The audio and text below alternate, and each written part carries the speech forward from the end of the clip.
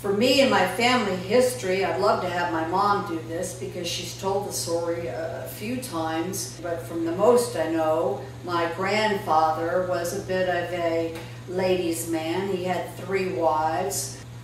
On my mother's side, they were very well-to-do and posh from Savannah, Georgia, and had the first TV, had the first this, had the first that.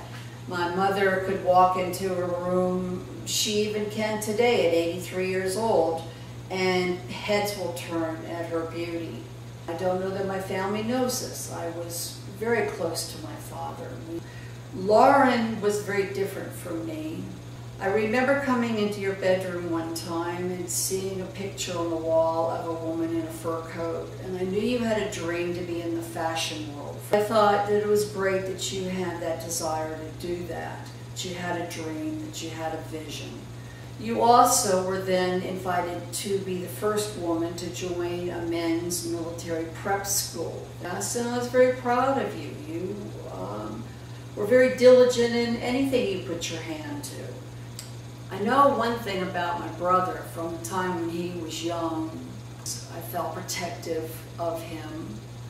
I remember slugging a boy at the bus stop for making a rude remark about Chuck. I loved Chuck, I still do. I am awed at his buoyancy. He still has a laugh. He's got a dream and he's just holding on to it, and it takes a lot of courage to do that. And Chuck, I admire you that you have been able to do that.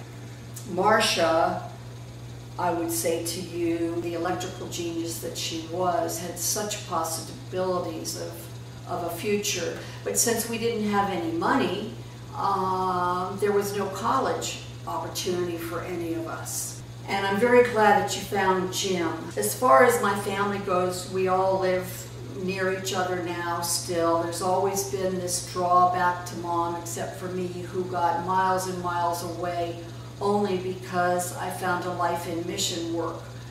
You know, I had no finances. It was amazing to see how God would provide, but I always would go and see Mom, make sure she was okay, and then I would go back to Fiji or Tonga or India or wherever I was and pick up where I left off. Things that I was doing, the royal family wanted me to do a Bible study. I had some 500-600 kids, including the princesses, the grandchildren of the king, and I taught them Bible studies, and I was so happy to tell my family, or really even to speak English. And I went through, as God led me, into work for Him as a preacher, an evangelist. Anyway, so God in His wisdom got me down to Florida through a series of events.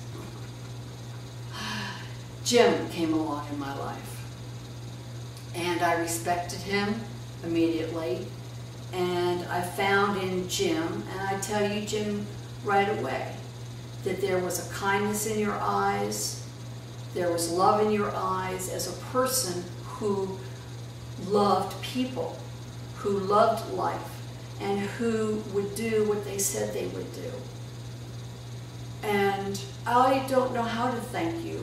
I don't know what you did that God would put me with you, but you've been a real champ, and I love you dearly. What I really want to end this with is that I've seen God's hand protecting me many, many times with many stupid things that I've done. I guess the most important thing for me to say is that now that I'm married to Jim, we're all different now. We all are grown adults. I have a family now. It's difficult with 9 grandchildren that we hardly see, but some of them seem to like me and really genuinely like me.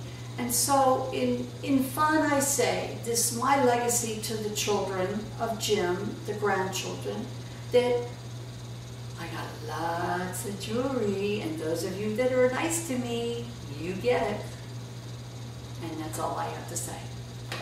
Those are my final thoughts.